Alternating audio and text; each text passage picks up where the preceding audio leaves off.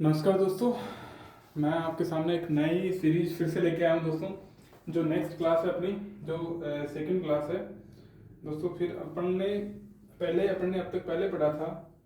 जो पहले पढ़ा था दोस्तों, पहले अपन ने एक क्लास ली है कम्युनिकेबल डिजीज की। उसके अंदर पार्ट फर्स्ट था वो, अब पार्ट सेकंड हम पढ़ाएंगे। उसके अंदर हम दोस्तों सेकंड में जो बाकी रिमेनिंग पार्ट है उसको कवर करेंगे दोस्तों। लेकिन मैं उससे पहले आपको बता देना चाहता हूँ, जो मेरा चैनल है दोस्तों, उसको आपसे मेरा एक ही हर बार मैं आग्रह करता हूँ कि आप मेरे चैनल को सरल होम्योपैथी के नाम से, जो यूट्यूब पे चलता है दोस्तों, सरल होम्योपैथी के नाम से, उसको सब्सक्राइब कर लें, जिससे कि आपको हर बार नई नई इन्फॉर्मेशन मिलती रहे। जो वर्तमान में जो भर्तियां चल रही है दोस्तों, वैकेंसी जो राजस्थान में जो सीएचओ की भर्ती है, चाहे नर्सिंग की हो, चाहे आईएएस मेडिकल ऑफिसर्स की पद बहुत जल्द आने वाली है, उसमें काफ़ी हेल्प करेगा आपको दोस्तों ये। और जो आईएएस कंपाउंडर्स की जो अभी भर्ती वर्तमान में चल रही है, एएनएम एंड सीएनएम, जो भी अदर एग्जाम्स की चल रही है दोस्तों, मैंने भी जो आज के समय में जो आप फेस कर रहे हैं जो दोस्तों टाइम, हमने भी फेस किया है। हमने भी एनएचएम में एग्जाम दिया, उसमें अच्छे रैंक से पास हुए। तो हमें जो नॉलेज था दोस्तों, मैं उसी नॉलेज को आपके सामने शेयर कर रहा हूँ, क्योंकि मेरे पास काफ़ी मैटर था तो मैंने तैयार कर रखा था। तो मैं चाहता था कि इसको क्यों ना अपन किसी व्यक्ति को जिससे उसका फायदा हो, तो आप भी दोस्तों इससे तैयार करें। मैं आपसे काफ़ी अच्छा आपको नॉलेज देने वाला हूँ इसमें दोस्तों। अब मैं आपको दोस्तों, मैं आपको बता देना चाहता हूँ दोस्तों, ये काफ़ी अच्छा मैटर है इसमें मैंने जो तैयार किया है मेरे दोस्तों।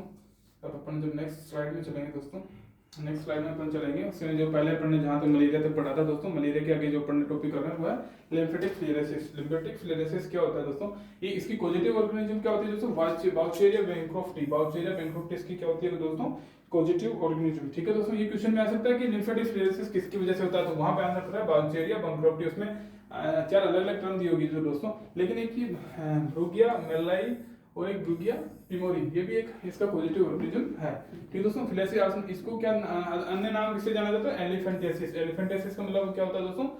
जो हाथी पांव के जैसे अपने पैरों में जो सूजन होती है, हाथी पांव के जैसे हो जाते हैं। लिम्फेटिक फ्लेरेसिस भी इसको बोला जाता है दोस्तों। ठीक है, it is spreads with the bite of mosquito. एक मस्किटो जो मच्छर जनित रोग है दोस्तों, मस्किटो बाइट करने से ही फैलता है दोस्तों। Man is the definitive host. Man होता है इसका डेफिनेटिव होस्ट होता है, मॉस्किटो इज इंटरमीडिएट। इसमें क्वेश्चन ये भी आ सकता है कि लिम्फेटिक फ्लेरेसिस में डेफिनेटिव होस्ट क्या कौन होता है, तो इसमें मैन इसका डेफिनेटिव होस्ट है और मॉस्किटो इसका इंटरमीडिएट होस्ट होता है दोस्तों। ठीक है दोस्तों, इसके साइन एंड सिम्टम क्या होते हैं दोस्तों? इसमें जो नॉर्मल होगा फीवर आएगी, इंग्वाइनल जो एक्सिलरी लिम्फ नोड होगा उसमें सूजन आएगी, टेस्टिकुलर और इंग्वाइनल पेन मिल सकता है। लिम्स और जेनेटाइलिया जो लिम्स होते हैं, पैर होते हैं, वो सूज सकते हैं। जेनेटाइलिया में भी सूजन हो सकती है। स्किन का एक्सफोलिएशन यानी स्किन भी उतर सकती है दोस्तों। ठीक है दोस्तों, अब आपके पास हमने नेक्स्ट है दोस्तों रेबीज। रेबीज के बारे में पढ़ेंगे दोस्तों। रेबीज क्या है? रेबीज एक जो है वायरल डिजीज है दोस्तों, जो नर्व सिस्टम को मोस्ट कॉमनली अफेक्ट करती है, नर्व सिस्टम को। ठीक है दोस्तों, प्राइमरी ट्रांसमिटेड टू ह्यूमन।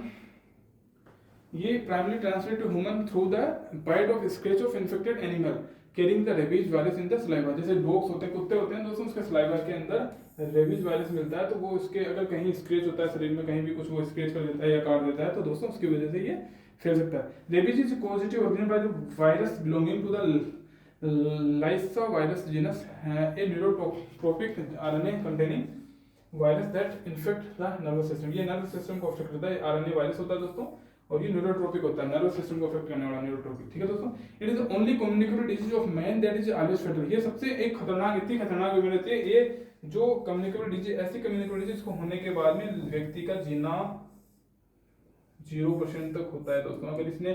अगर आपने रेबीज इंजेक्शन नहीं लिए दोस्तों, रेबीज इंजेक्शन अगर टाइम पे ले लिए तो दोस्तों आपके बचने के चांस बहुत ज्यादा होते हैं। लेकिन अगर वो इंजेक्शन नहीं लिए तो इसमें अगर इसकी वजह से अगर रेबीज होता है किसी के, तो उसके चांसेस बचने के 0% ही मान सकते हैं दोस्तों।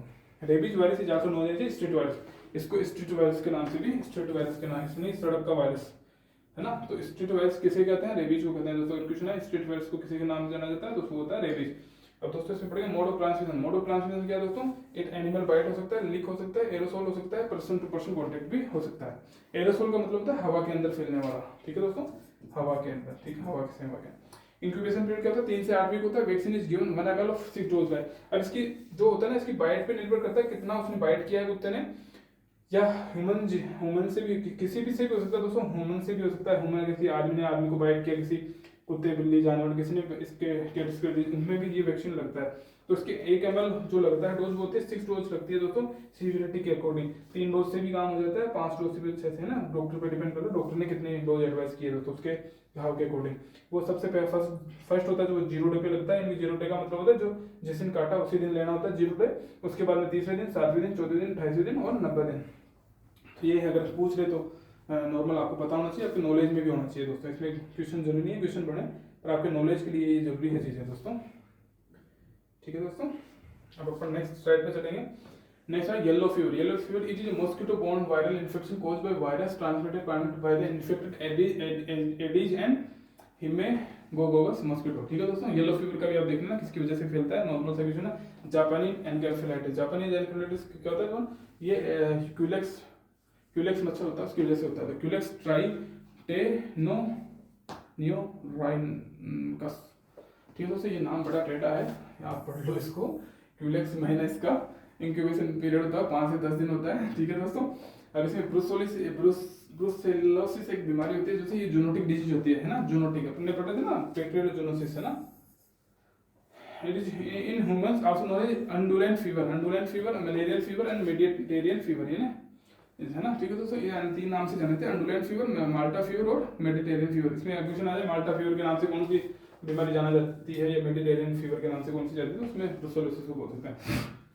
इसका पॉजिटिव और जो बैक्टीरियल जो होता है वो कौन सा होता है, ब्रुसेला होता है इसका पॉजिटिव ऑर्गेनिज्म। ठीक है दोस्तों, स्प्रेड्स होता है कांटेक्ट विद इन्फेक्टेड एनिमल और देयर प्रोडक्ट सच एज अनपास्चुराइज्ड, यानी कि जो दूध है ना वो बॉइल्ड किया हुआ नहीं है, अनपास्चुराइज्ड बॉइल्ड किया हुआ दूध नहीं है, उसकी वजह से अगर उसको बॉइल्ड, इसमें अगर मान लो इसमें इन्फेक्शन है, कहीं बैक्टीरिया प्रेजेंट है ब्रुसेलोसिस है ना, और उसको बॉइल्ड नहीं किया आपने है ना, गर्म नहीं किया एक लेवल तक, तो उसकी वजह से भी ये फैल सकता है।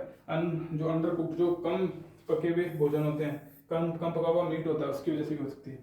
This is gram negative rod shape. इसका अब ये देख लेना, ग्राम नेगेटिव होता है, रोड शेप होता है, नॉन मोटाइल होता है, non sporing and intracellular coccobacilli होता है। Animal are reservoir of disease and mode of transmission क्या होता है, कॉन्टैक्ट इन्फेक्शन होता है, एयरबोर्न एंड फूड बोर्न हो सकता है। मोड ऑफ ट्रांसमिशन देखना है दोस्तों कैसे कैसे फैलता है। Intermittent irregular fever attack, profuse sweating, arthritis, enlargement of skin. इसमें ये 3-4 चीज हो सकती है। इंटरमिटेंट इरेगुलर फीवर भी हो सकती है, स्वेटिंग हो सकती है, आर्थराइटिस और एनलार्ज स्किन भी मिल सकता है। इंक्यूबेशन पीरियड होता है 1 से 3 वीक का होता है दोस्तों। ठीक है, अपन अब नेक्स्ट चलेंगे दोस्तों इसके आगे। प्लेग क्या होता है, it is a serious infection disease caused by bacteria Yersinia pestis है ना, यर्सीनिया पेस्टिस, इसको याद कर लेना दोस्तों ना। ठीक है दोस्तों, ये याद रहना चाहिए किसकी वजह से होता है। ठीक है दोस्तों, primary transmitted to the human through the bite of infected flea यानी जो फ्ली होती है ना, मच्छर ये होता है जो भी फ्लिया है ना, आल्सो बाय इन्फेक्टेड एनिमल और एयरबोर्न भी हो सकता है, इन्फेक्टेड एनिमल से फैल सकता है। ग्राम नेगेटिव होता है, नॉन मोटाइल होता है, कोकोबैसिलाई है ना, ये याद कर लेना दोस्तों।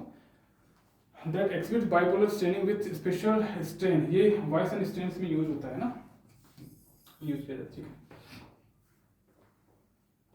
इंक्यूबेशन पीरियड जो बुबोनिक प्लेग होता है, ब्यूबेनिक प्लेग होता है, उसके अंदर इंक्यूबेशन 2 से 7 दिन का होता है। न्यूमोनिक जो प्लेग होता है उसमें 1 से 3 दिन का होता है, और सेप्टिसिमिक जो प्लेग होता है उसमें 2 से 7 दिन का इंक्यूबेशन पीरियड पाया जाता है दोस्तों। ठीक है, स्क्रब टाइफस काफी कम मिलती है दोस्तों, पर इसका एक रीजन है अपने को, इसका पॉजिटिव ऑर्गेनिज्म क्या है इसका ये पता होना चाहिए, रिकेट्सिया टिश्यू गेमुशी। ठीक है दोस्तों, ये इसका पॉजिटिव ऑर्गेनिज्म है। And few reservoir of infection is a trombiculid mite है ना, देख रहे हैं इसका रिजर्वोयर कौन है। ठीक है दोस्तों, मोड ऑफ ट्रांसमिशन क्या है, bite of infected larva, bite of mite है ना, माइट के बाइट से है ना, माइट जो ये मच्छर टाइप के होते हैं, बाइट है ना, मच्छर माइट है ना, जो ये रेंगते हुए होते हैं ना, माइट से रेंगते हुए जो जानवर होते हैं, छोटे छोटे रेंगते हुए जानवर, उनकी वजह से। ठीक है, मच्छर नहीं होता तो रेंगते हुए जानवर छोटे छोटे होते हैं, उनकी वजह से होता है। ठीक है दोस्तों, इसका एक बार आप देख लेना। Transmission cycle is might rate, जैसे चूहे और जो जानवर होते हैं ना उनके अंदर, चूहे और जो रेंगने वाले जानवर होते हैं उनके अंदर ट्रांसमिशन होता रहता है इनका। Mice to mite and to the man and rat and mice है ना, ये एक दूसरे में फैलता रहता है, एक साइकिल होता है दोस्तों। इंक्यूबेशन पीरियड इसका कितना होता है, 10 से 12 दिन का होता है दोस्तों। और onset is acute with chill and fever, इसका जो बुखार आएगी वो कितनी एक्यूट होगी, फीवर 104 से 105 होगी, हेडेक होगा, मेलेस होगा, प्रोस्ट्रेशन मैक्युलर रेसेस होंगे उसमें around the 5th day of illness, 5वें दिन जो रेसेस अपीयर होंगे इसके मैक्युलर टाइप के। ठीक है दोस्तों, and general lymphadenopathy and lymphocytes are common, lymphocytes are, ये लिम्फेडिनोपैथी और लिम्फोसाइट्स भी से हो सकते हैं। ठीक है, वेल फेलिक्स है दोस्तों, WEIL वेल फेलिक्स। ठीक है दोस्तों, reaction is strongly positive with proteus strain OX, है ना। ओके ठीक है दोस्तों, ये आप देख लो दोस्तों, नॉर्मल है ये। इनमें क्वेश्चन जो पूछेगा तो पॉजिटिव ऑर्गेनिज्म का होता है मोस्टली, ये पूछते हैं दोस्तों। ठीक है दोस्तों, अपन नेक्स्ट स्लाइड पे चलेंगे। अब है क्यू फीवर। क्यू फीवर का आता है कोक्सीला बर्नेटिट, ठीक है। इसका ये याद रखना, पॉजिटिव ऑर्गेनिज्म, ठीक है, normal. And it is found in ticks which acts as a vector as well as a reservoir, ठीक है। Animals host are cattle, and जो एनिमल होस्ट है वो कैटल होते हैं, सिप होती है, गोट होती है, टिक्स होते हैं, सम वाइल्ड एनिमल्स हो सकते हैं, नेचुरल रिजर्वायर होते हैं इसके। मोड ऑफ ट्रांसमिशन क्या है दोस्तों, इसमें क्या होता है, नो आर्थ्रोपोड, जो आर्थ्रोपोड होते हैं ना वो इसमें इन्वॉल्व नहीं होते इन ट्रांसमिशन थ्रू द मेन। इसमें जो आर्थ्रोपोड होते हैं वो मेन के अंदर इन्वॉल्व नहीं करते ट्रांसमिशन के अंदर, ठीक है दोस्तों। It transmitted from inhalation of infected dust, ये इन्फेक्टेड डस्ट के इनहेलेशन से from the soil previously contaminated by urine and feces of diseased animal, ठीक है। किसी जो डिजीज्ड एनिमल है उसके फीसेस में जो ये पाया जाता है तो ये सोइल के थ्रू उसमें मिल जाता है, फिर वहां से ये मेन के अंदर आ सकता है किसी व्यक्ति के अंदर। Organism also entered in the body through the abrasion, किसी भी घाव के थ्रू भी आ सकता है। Conjunctiva injection of the contaminated food such as meat, milk product, also aerosol, यानी हवा से भी फैल सकता है दोस्तों। इंक्यूबेशन पीरियड होता है 2 से 3 दिन का होता है। Symptoms are acute onset with fever, chill, generalized malaise. Malaise का मतलब होता है दोस्तों दर्द शरीर में कहीं भी थकावट के साथ, ठीक है। हेडेक भी हो सकता है। In this disease no rashes and lesion are, इसमें कोई लीजन प्रेजेंट नहीं होगा दोस्तों।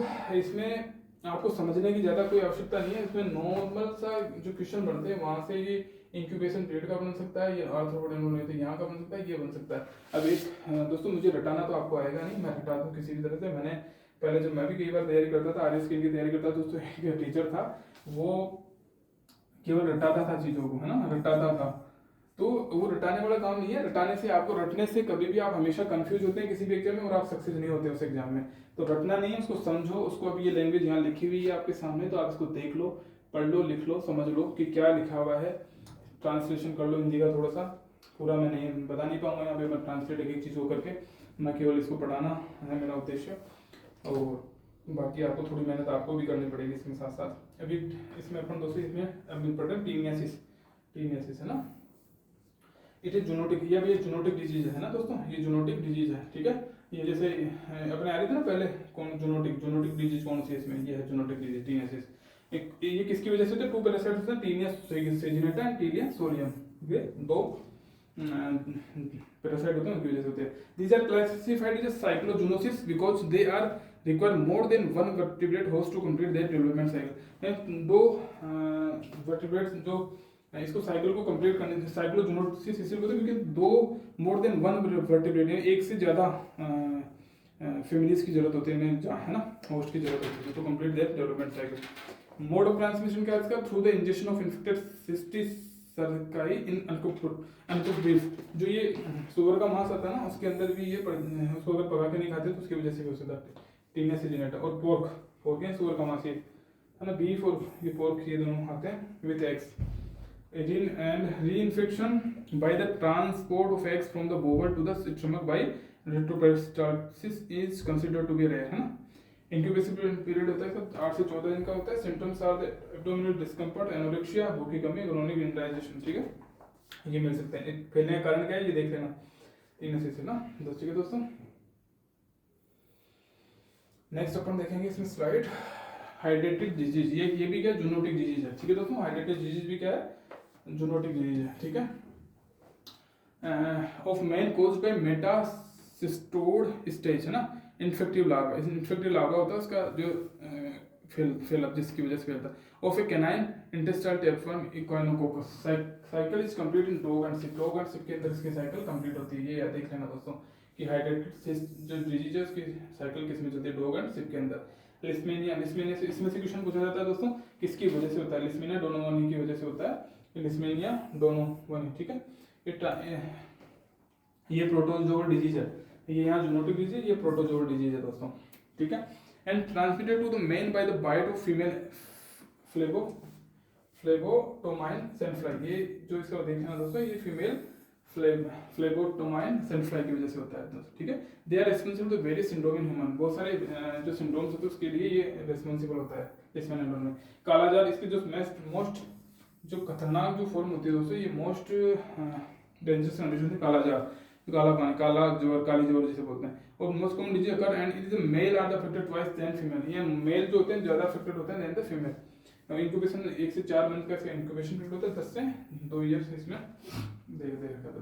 LDI test and LDI test of Napier simple test widely used in India diagnosis. ये जो टेस्ट होता है Napier test, LDI test of Napier, ये याद कर लेना दोस्तों कौन सा टेस्ट होता है, इसकी कंफर्मेशन के लिए अपन को कराते हैं, ठीक है। टिटनस, टिटनस होता है दोस्तों, नेक्स्ट अपना टिटनस है। टिटनस को अपन देखेंगे। टिटनस होता क्या है, ये क्लोस्ट्रीडियम टिटनाई जो होता है उसकी वजह से होता है, ठीक है दोस्तों। क्लोस्ट्रीडियम टिटनाई ये जो कॉलेज ऑर्गेनिज्म होती है दोस्तों ना, क्लिनिकल टाइप होता है मस्कुलर डिजिटी, इसमें मस्कुलर डिजिटी आती है टिटनस के अंदर, विच परसिस्टेंट थ्रू द इलनेस, ये जो जितनी बीमारी उसके साथ साथ चलती रहती है जो रिजिडिटी होती है। It affect specially masseter muscles of, ये जो फेस में मेसेटल मसल्स आते हैं उनको अफेक्ट करते हैं दोस्तों, जिससे ट्राइसमस और लोग जो अपने जबड़े होते हैं वो जैसे जबड़े बिछना उसको जिसको बोलते हैं। द फेशियल मसल्स, और जो फेशियल मसल्स है वो भी टेढ़ी मेढ़ी हो जाती है, जिससे राइसस सार्डिनोसिस बोलते हैं, ठीक है दोस्तों। The muscles of the back and neck, जो नेक और अगर बैक और नेक और बैक की मसल्स को अफेक्ट करती है तो वहाँ पे ऑपिस्थोटोनस यानी कि पीछे की तरफ झुकाव हो जाता है। Mortality very high, very from 40-80%, mortality होती है हाई होती है दोस्तों, 40-80% होती है, ठीक है। It is gram positive anaerobic, ये gram positive anaerobic spore bearing होता है, इसको ड्रमस्टिक अपीयरेंस भी होती है इसकी ऑर्गेनिज्म की, ठीक है। मोड ऑफ ट्रांसमिशन क्या होता है, कंटामिनेटेड वुंड के थ्रू होता है विद टिटनस स्पॉट्स, ठीक है। इंक्यूबेशन पीरियड क्या होता है 6 से 10 दिन का होता है दोस्तों। इसको अपन पंजाब में इसको टिटनस को क्या बोलते हैं, 8 डे डिजीज, यानी 8वें दिन का रोग। इनका जो सिम्टम्स आना पीरियड होगा 8वें दिन आना स्टार्ट होता है टिटनस का इन्फेक्शन के बाद में। Tetanus neonatal occur after birth in child from the infection and 7th day appear first symptom and mortality 85%, इसकी मोर्टेलिटी जो होती है 85% होती है दोस्तों, ठीक है। और ये 7वें दिन इसका फर्स्ट सिम्टम आता है, इसलिए इसको 8 डे डिजीज बोला जाता है पंजाब में, ठीक है। और कहीं भी अगर ये क्वेश्चन आता है तो आप उससे इसको देख लेना, अगर 8 डे डिजीज किसको बोला जाता है तो टिटनस को बोला जाता है, ठीक है दोस्तों। इसमें mother gives 2 dose of tetanus during है, मदर को क्या 2 डोज दी जाती है प्रेगनेंसी के दौरान। अगर फिर भी वो नहीं लेती है तो बच्चे को 6 आवर के अंदर अंदर डिलीवरी के दी जाता है टिटनस का इंजेक्शन, ठीक है दोस्तों। नेक्स्ट अपना लेप्रोसी, लेप्रोसी को हैंसेंस डिजीज, अब इसमें क्वेश्चन आया हुआ लेप्रोसी हैंसेंस डिजीज किसे बोलते हैं, हैंसेंस डिजीज किसे बोलते हैं, क्वेश्चन आया हुआ दोस्तों पहले, हैंसेंस डिजीज किसे बोलते हैं, तो ये इसको याद रखना लेप्रोसी को बोलते हैं। ये माइकोबैक्टीरियम लेप्राई की वजह से होता है। It affect mainly peripheral nerve, जो पेरिफेरल नर्व होती है बॉडी में, जो बॉडी के सेंटर से दूर की मसल नर्व होती है उनको अफेक्ट करता है, और skin muscles and eye bones internal organs के अफेक्ट करती है। Leprosy is characterized by one or more following feature, ये इसमें जो फीचर्स होते हैं इसके क्या क्या होते हैं, 1 से 2 फीचर। हाइपोपिगमेंटेड स्पॉट, यानी कि जहाँ भी होगा वहाँ पे जो स्किन का कलर है वो डिफेक्टिव होता जाएगा, कलर फेड होता जाएगा। पार्शियल और total loss of cutaneous sensation, जहाँ की सेंसेशन होती जाएगी वहाँ की अलियर जो टच सेंसेशन है वो अलियर शायद टच जो लाइट टच जो टच करने पे सेंसेशन आता है वो महसूस होना कम हो जाएगा। Presence of thickness thicken nerve, जो नर्व होगी वहाँ पेरिफेरल पार्ट की वहाँ थिक होने स्टार्ट हो जाएगी, साइज नॉर्मल साइज होती है उससे मोटी होने लग जाएगी ऐसे, ठीक है दोस्तों। Presence of acid fast baseline in skin और नेजल स्मीयर, जो इसके एसिड फास्ट बेस है स्किन और नेजल स्मीयर में प्रेजेंट होंगे, इसको देखेंगे अपन है ना, जांच करेंगे। तो मोड ऑफ ट्रांसमिशन क्या होता है, एरोसोल हो सकता है दोस्तों, कॉन्टैक्ट ट्रांसमिशन भी हो सकता है। Clue cells are seen in smear, अब इसमें क्या होता है क्वेश्चन, क्लू सेल्स कहाँ किस में देखी जाती है, तो लेप्रोसी होगा आंसर, उसका आंसर दोस्तों क्लू सेल्स, ये याद कर लेना दोस्तों। इंक्यूबेशन पीरियड होता है 3 से 5 दिन का होता है दोस्तों, ठीक है। अपन नेक्स्ट देखेंगे अब सेक्सुअली ट्रांसमिटेड डिजीज, ठीक है दोस्तों। अब सेक्सुअली ट्रांसमिटेड डिजीज में क्या क्या आता है, it is group of community, इसमें ग्रुप ऑफ कम्युनिकेबल डिजीज होते हैं दोस्तों, यानी एक डिजीज नहीं ग्रुप ऑफ कम्युनिटी, एसटीडी में बहुत सारी बीमारियां आती हैं।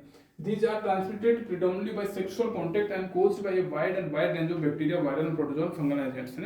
AIDS is the most recent recognized totally new disease.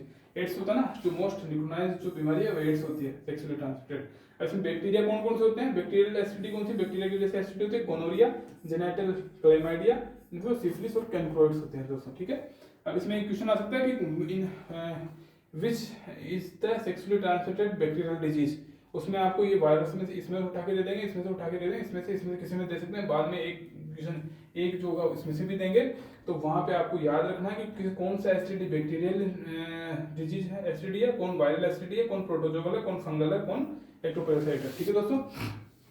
Viral के अंदर आपको ध्यान रखना है, जेनेटल हर्पीज होता है, जेनेटल ह्यूमन पेपिलोमा वायरस होता है, प्रोटोजोल होता है वो एंटोमीविया स्टोलाइटिका होता है, जियार्डिया लैम्बिया होता है, ट्राइकोमोनास वेजिनालिस होता है, फंगल होता है वो कैंडिडा एल्बिकेंस होता है, एक्टोपेरासाइट होता है वो सार्कोप्टस स्केबाई होता है दोस्तों। ठीक है दोस्तों, अब नेक्स्ट चलेंगे अपन एड्स। सबसे ज्यादा जो इंपॉर्टेंट है इसमें टॉपिक वो एड्स का टॉपिक इंपॉर्टेंट है दोस्तों। एड्स का क्या, ये एक्वायर्ड इम्यून डेफिशिएंसी सिंड्रोम होता है, sometimes it is called slim disease. सब कभी कभी इसको अपन क्या बोलते हैं, इसमें अपन ने जो अदर क्लासेस है उसमें काफी अच्छा बताया दोस्तों, जो अपनी रेगुलर क्लासेस जो लैपटॉप पे देता हूँ मैं, ये तो अपनी आज बोर्ड पे चल रही है, उसमें मैंने पूरा इसके बारे में बता रखा है वहाँ भी।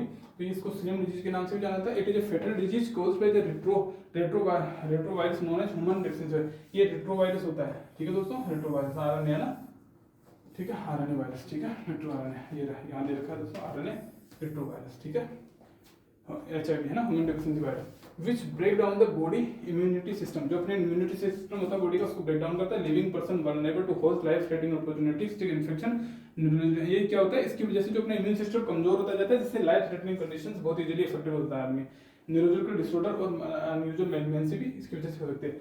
When the virus was first identified it is called as lymphadeno lymphadenopathy associated virus. इसको जो सबसे पहले जब इसको आइडेंटिफाई किया गया था तो इसको क्या नाम दिया गया दोस्तों, लिम्फेडिनोपैथी एसोसिएटेड वायरस, LAV, ठीक है, बाय फ्रेंच साइंटिस्ट। जो फ्रेंच साइंटिस्ट था उसके द्वारा ये नाम दिया गया। इन यूएसए इसको क्या, यूएसए के अंदर इसको क्या नाम दिया गया, human T cell lymphotropic virus. USA के अंदर इसको STLV3 नाम से जाना जाता है। इट इज ये क्वेश्चन बनता है दोस्तों यहाँ पे, ये क्वेश्चन पूछता है कि कौन सा वायरस है, रेट्रोवायरस, आरएनए रेट्रोवायरस है ना। Virus have ability to destroy human T cells. जो टी सेल्स होती है ह्यूमन के अंदर, जो ब्रेन और नर्व्स में प्रेजेंट होती है दोस्तों, इसके अंदर इसको इनका डिप्लीशन डिस्ट्रॉय करता है। A subset of the human T lymphocyte, ये ह्यूमन टी लिम्फोसाइट का सबसेट होता है। Virus will destroy the brain cells को ये डैमेज करता है दोस्तों, ठीक है। नेक्स्ट पढ़ेंगे रिजर्वर। इसका रिजर्वर मतलब person, infected person is life long reservoir.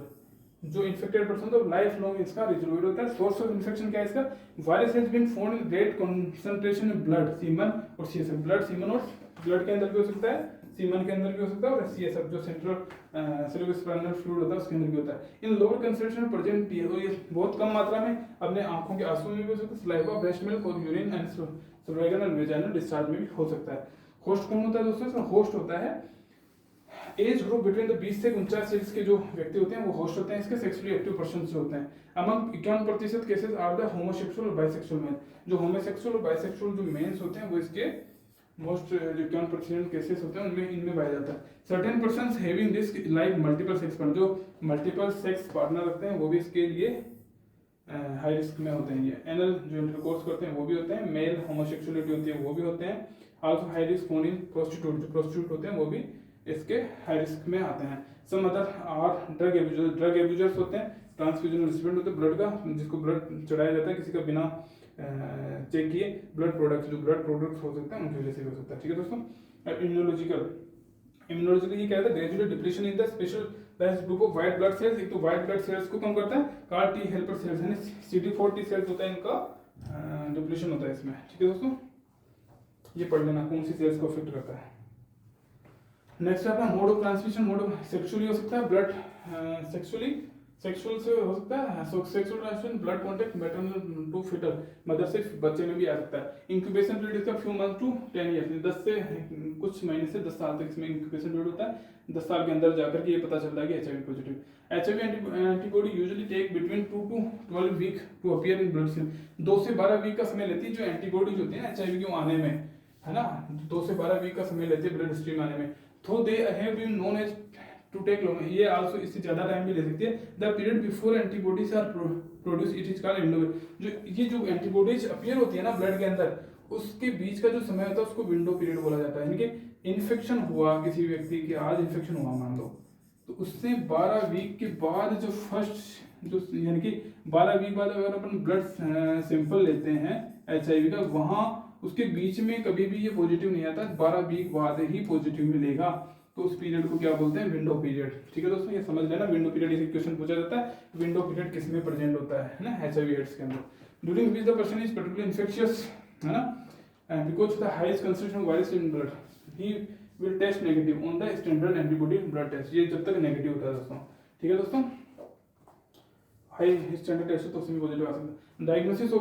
Diagnosis कैसे करते हैं? मेजर साइन तो क्या होते हैं? Weight loss more than 10% of body weight, chronic diarrhoea हो सकता है more than 1 month, prolong fever हो सकता है मोर देन 1 मंथ, है ना, और माइनर साइन हो सकते हैं, परसिस्टेंट कफ हो सकती है more than 1 month, generalised pruritus dermatitis हो सकता है, हिस्ट्री ऑफ हर्पीज जोस्टर हो सकती है, ओरोफेरिंजियल कैंडिडियासिस हो सकता है, chronic progressive disseminated herpes simplex infection हो सकता है दोस्तों, और जनरलाइज्ड लिम्फोडेनोपैथी मिल सकती है दोस्तों। ये 5-6 सिम्टम है दोस्तों, ये आप देख लो, नॉर्मल लिख लो, आप अगर कॉपी में लिखना भी चाहें तो कहीं पे लिख भी सकते हैं, मेरी स्लाइड को रोक के आप ना यहाँ पे यूट्यूब चैनल पे इसको कुछ समय के लिए रोक के देख सकते हैं दोस्तों, ठीक है।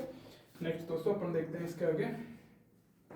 नेक्स्ट आ रहा है अपना लेबोरेटरी डायग्नोसिस। लेबोरेटरी डायग्नोसिस में एलिजा टेस्ट होता है दोस्तों। 2 test are used. First test sensitive test is used to detect the HIV antibody, ELISA test बोलते हैं। Second test is confirmatory test, usually western blot highly specific. ये western blot जो test होता है वो हाईली स्पेसिफिक होता है, और दोस्तों ये जो एलिजा टेस्ट होता है इसमें इतना ज़्यादा कंफर्मेटरी नहीं होता। ये वेस्टर्न ब्लॉट टेस्ट होता है, हाईली स्पेसिफिक होता है इसके लिए, ठीक है। अब दोस्तों एक नेक्स्ट आ रहा है अपना, जो अपने इसमें स्लाइड का लास्ट टॉपिक है, जो है hospital acquired infection. Hospital acquired, ये इसके अंदर ये नाम से पूछा जाता है कि नोजोकोमियल इन्फेक्शन किसे बोला जाता है, या फिर हॉस्पिटल एक्वायर्ड इन्फेक्शन को क्या बोला जाता है। तो ये क्वेश्चन आया है, क्वेश्चन देखा है मैंने, 1-2 बार आया है क्वेश्चन, ज़्यादा इंपॉर्टेंट नहीं है, पर इसमें आपको हॉस्पिटल एक्वायर्ड इन्फेक्शन होता क्या है इसका आपको मीन समझना कि कोई भी व्यक्ति जब हॉस्पिटल में भर्ती होता है, कोई पेशेंट होता है, एक बेड पे दूसरे बेड पे होता है, तीसरे बेड पे होता है, तो वहाँ एक से दूसरे के अंदर जब वो रोग फैलता है तो उसको हॉस्पिटल एक्वायर्ड इन्फेक्शन बोलते हैं। It is A cross infection of one patient by the another